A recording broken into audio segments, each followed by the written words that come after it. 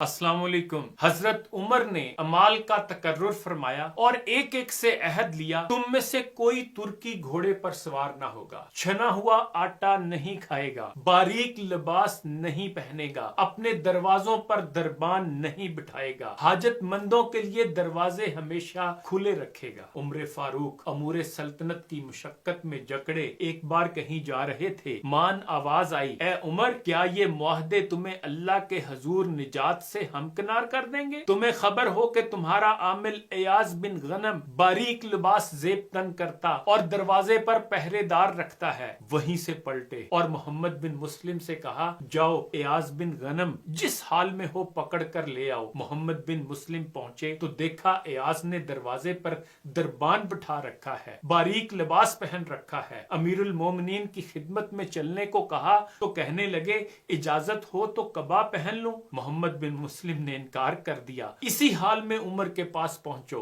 अमीरुल मोमिनीन हजरत उमर ने देखा तो हुक्म दिया, कमीज उतार दो। कमीज उतार दी तो एक कुर्ता, एक असा और बकरियों का रेवड़ मंगवाकर हुक्म दिया, एयाज जाओ जाकर बकरियां चराओ। एयाज मुतज़ब्ज़िब हुए और कहा, अमीरुल मोमिनीन, इससे तो बेहतर मौत है। फरमाया, घबराओ नहीं, तुम्हारे बाप का नाम गनम इसीलिए रखा गया था कि वो बकरियां चराता था। सगीर कमर साहब ने ये वाकया और तारीख के औराक से कुछ झलकियां मजीद दिखाई हैं जो आज हमारे जमीर को झंझोड़ने के लिए काफी हैं। अमीरुल मोमिनीन उमर रजी अल्लाह ताला अन्हो ने हजरत नुमान बिन अदी को मिसान का अमल बनाकर रवाना किया। वो अपनी ज़ौजा मोहतरमा को साथ ले जाना चाहते थे, लेकिन उन्होंने साथ जाने से माजरत कर ली। जब मिसान पहुंचे तो बीवी की याद ने तड़पा दिया। चुनाचे अहलिया के नाम अरबी अशार में एक खत लिख भेजा जिसका मफहूम ये था, मेरी तरफ से उस पैकरे हुस्न तक कोई पैगाम पहुंचा दे कि उसका शौहर मिसान में शराब पी रहा है।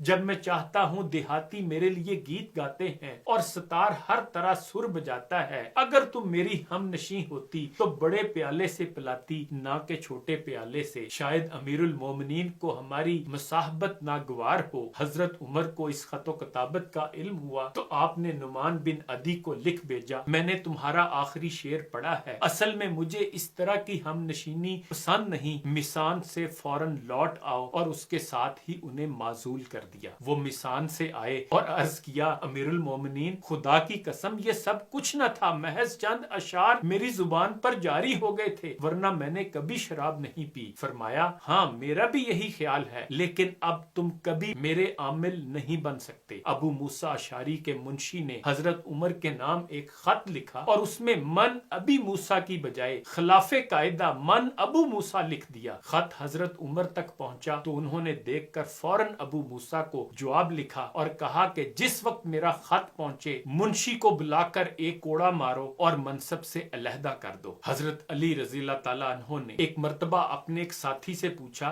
मैं तुम्हें अपना और सैयदा फातिमा ज़हरा रज़ी अल्लाह ताला अन्हो का एक वाकया सुनाऊं? अर्ज किया, अमीरुल मोमिनीन जरूर सुनाइए। फरमाया, सरकारे दो जहां सल्लल्लाहु अलैहि वसल्लम की बेटी सैयदा फातिमा ज़हरा अपने हाथ से चक्की पीसती थी, यहाँ तक कि उनके हाथ में गट्टे पड़ गए। मशकीजे में पानी भर कर लाती जिससे उनके शानों पर मुश्की रस्सी के निशान पड़ गए। सारे घर में खुद झाड़ू देती और कपड़े मैले हो जाते। खाना पकाती, कपड़े धोती, बच्चों की देखभाल करती, मेरी खिदमत बजा लाती। एक मर्तबा अल्लाह के रसूल सल्लल्लाहु अलैहि वसल्लम की खिदमत में चंद गुलाम और बांदियां पेश की गईं। हजरत अली फिर कहते हैं कि मैंने सैयदा से कहा, तुम जाकर एक खिदमतगार मांग लाओ। वो गईं, लेकिन मजमा देखकर शर्मा गईं और पलट आईं। अगले रोज अल्लाह के रसूल सल्लल्लाहु अलैहि वसल्लम हमारे घर तशरीफ लाए। कल आने का सबब पूछा, वो शर्म से चुप रहीं। हजरत अली कहते हैं कि मैंने सारी मुशक्कत का हाल क्या सुनाया,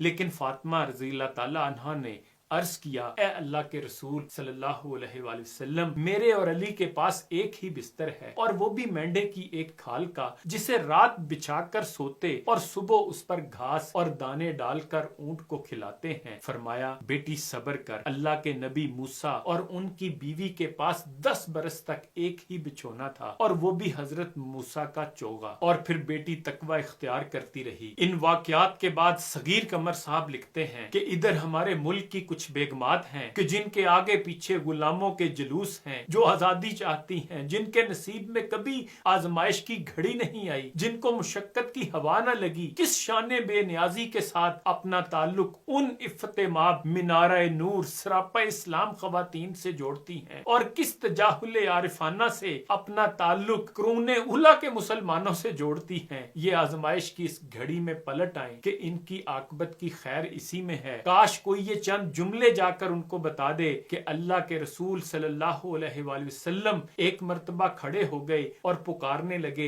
اے اولاد عبد المطلب، اے عباس، اے صفیہ رسول اللہ صلی اللہ علیہ وآلہ وسلم کی پھوپھی، اے فاطمہ بنت محمد، تم لوگ اپنے آپ کو جہنم کی آگ سے بچا لو، کیونکہ اللہ کی پکڑ سے میں تمہیں بچانے کا اختیار نہیں رکھتا، ہاں البتہ میرے مال سے جو تم چاہو مانگ سکتے ہو۔